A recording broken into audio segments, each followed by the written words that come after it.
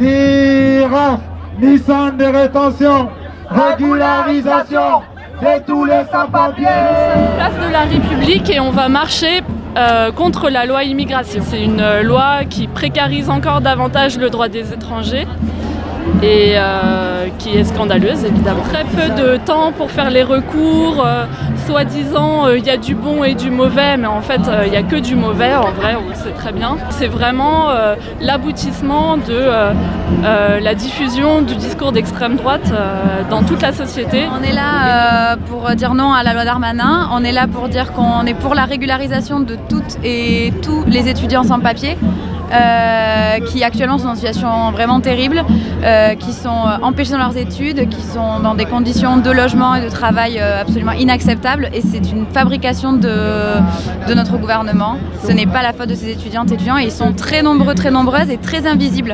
Cette loi, elle va entre autres rendre le renouvellement des titres de séjour pour les étudiants encore plus difficile, une surveillance des étudiantes et des étudiants qui va être encore renforcée, et donc on va encore augmenter les cohortes d'étudiantes et d'étudiants sans papier, privés de droits, et donc la situation étant déjà inacceptable, on ne peut pas imaginer concevoir une aggravation de cette situation. Ce qui est certain, c'est que la situation des étudiantes et des étudiants sans papier, comme la situation des travailleuses et travailleurs sans papier, elle montre à quel point la promesse d'une France du respect des droits de l'homme, c'est une vaste supercherie.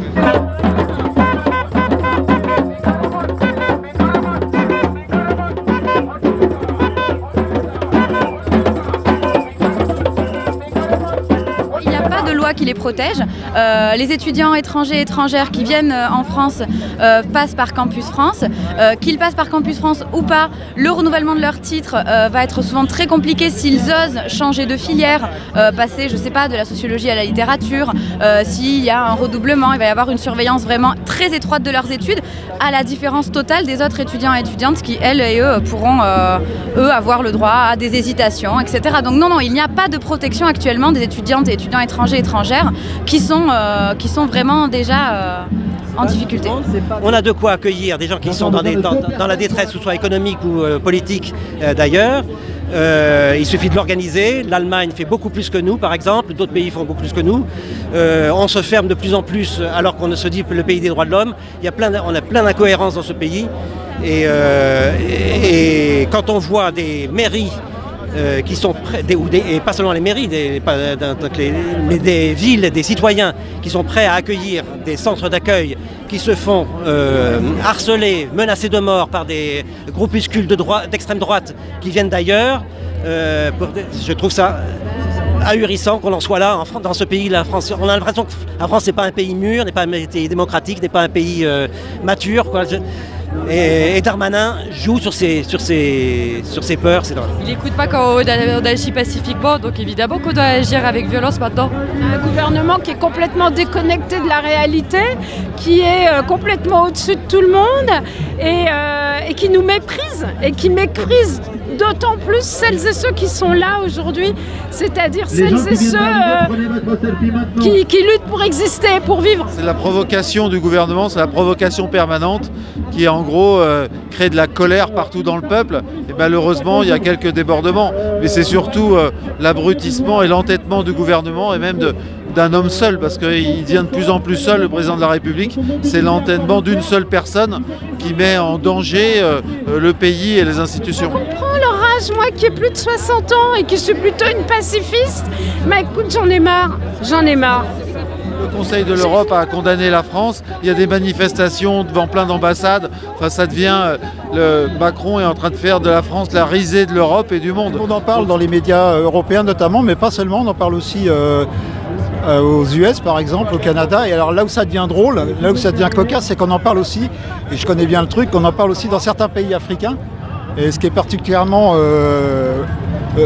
drôlesque quand on sait que M. Macron se permet même de donner des bonnes leçons de gouvernance à certains pays africains, quoi, en fait. Voilà, quoi. Mais de toute façon, quand on voit la Brave qui a été mise en place par l'Allemand, qui a été remise en place parce qu'elle existait. Moi, j'ai vécu les manifestations de la Brave des années 80 où on avait peur d'eux. Avec leurs bâtons, là, ils venaient, ils nous passaient à côté, ils nous tapaient dessus. Et de voir revenir ça, parce que l'allemand qui est enfin, comme préfet, on n'a pas eu pire que l'allemand depuis des décennies. Et j'aurais pensé que le nouveau préfet aurait pu faire qu'il n'y ait plus de braves. Et ben non, et il les encourage. Oser un nom brave pour des racistes violents, décérébrés, qui foncent sur leur moto sur des gens innocents. Dans un pays démocratique, ça fait peur. C'est pas possible d'imposer une réforme qui est rejetée par 70% des gens, par 90% des actifs. Ça n'a pas de sens. Même on le voit bien dans le monde aujourd'hui, il y a de plus en plus d'élus, Renaissance, macronistes, qui souhaitent que tout ça s'arrête et que donc que le gouvernement retire sa loi et puis qu'on n'en parle plus. Aujourd'hui, on nous a dit faites attention, l'extrême droite peut être dans le coin, venir vous charger. Et donc ça veut dire, ce matin, ils sont allés déloger un piquet de grève d'étudiants. Donc l'extrême droite, mais évidemment, et on sait que dans la police comme dans l'armée, il y a un fort potentiel d'électeurs d'extrême droite, donc ça les arrange. Et en fait, ce qu'a réussi ce gouvernement, c'est à mettre face à face le peuple et cette extrême droite qui est relayée, cette extrême droite institutionnelle, hein, parce qu'ils sont vraiment dans l'institution et ça peut que mal aller. Il y a un bloc ultra-libéral, celui de Macron, le bloc d'extrême droite, et Darmanin c'est un peu celui qui fait monter la sauce entre les deux. Voilà. Faire les lois anti-casseurs, Marcellin dans les années 70, mais ils n'ont même plus de base. À l'époque, ces propositions étaient soutenues par une partie de la population. Là, ils sont extrêmement seuls, ils n'ont vu personne et ils sont contre tout le monde. Donc il n'y a pas de soutien populaire à leur volonté de répression.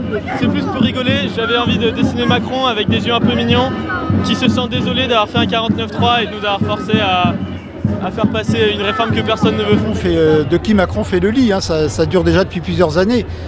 Macron, quand il arrive en 2017, Le Pen, elle fait 35%. Et 5 ans plus tard, Macron .2, Le Pen, elle fait 45%. Donc on est toujours sur la même pente et c'est pas avec ce genre de réforme, notamment comme ça sur les retraites, que ça va arranger le problème. En fait, pour accueillir tous ceux qui n'ont pas la même chance et pour construire un monde meilleur. On est là à manifester contre la loi Darmanin et aussi contre la réforme des retraites, hein, qui est injuste et inégalitaire. Macron nous prend pour des cons, donc il dégage. Non, on lâche rien. On sera dans la rue jusqu'au retrait de cette réforme injuste et inégalitaire pour tous. Il a l'air gentil comme ça, mais il cache de mauvaises intentions, effectivement. Il faut être vigilant.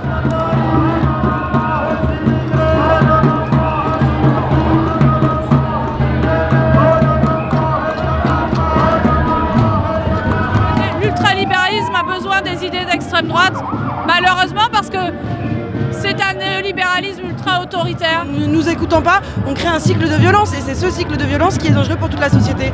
Centre de rétention, pierre par pierre et mur par mur, nous détruirons les centres de rétention. C'est quoi OQTF? Obligation de quitter le territoire français. Le problème, c'est que là, on revient au niveau des années 70 à l'immigration de travail, purement de travail. On met fin au regroupement familial, qui était un des progrès de Mitterrand. On va réhabiliter toute la phase de charter et ils ont beau nous annoncer qu'ils déplaceront la loi dans les prochains mois parce qu'ils ont eu très peur avec les manifs retraites. Il s'avère que Darmanin a fait une interview en disant qu'il allait accentuer la répression. Donc, c'est chaud quand même. C'est chaud, bah ouais. Je pense que de toute façon, tout discours qui mène à la haine et qui veut diviser les gens, de toute façon, ça amène des violences, ça fait penser aux pires heures de l'histoire. Et aujourd'hui, c'est pas ce qu'on veut pour notre France. On veut une France qui est belle, qui est colorée, avec du monde, de la diversité et écouter les gens, les citoyens, tout simplement. Ouais, moi je vois que des aspects positifs à ça. Pour une fois, on parle des violences policières. C'est rare qu'il y ait autant de monde à une manif de sans-papiers. C'est vrai, c'est vrai. Ça faisait bien longtemps qu'on n'avait pas vu plein de gens en manif. C'est vrai. Et c'est plutôt positif finalement. Moi j'apprécie que l'intersyndicale ait appelé à la manif d'aujourd'hui.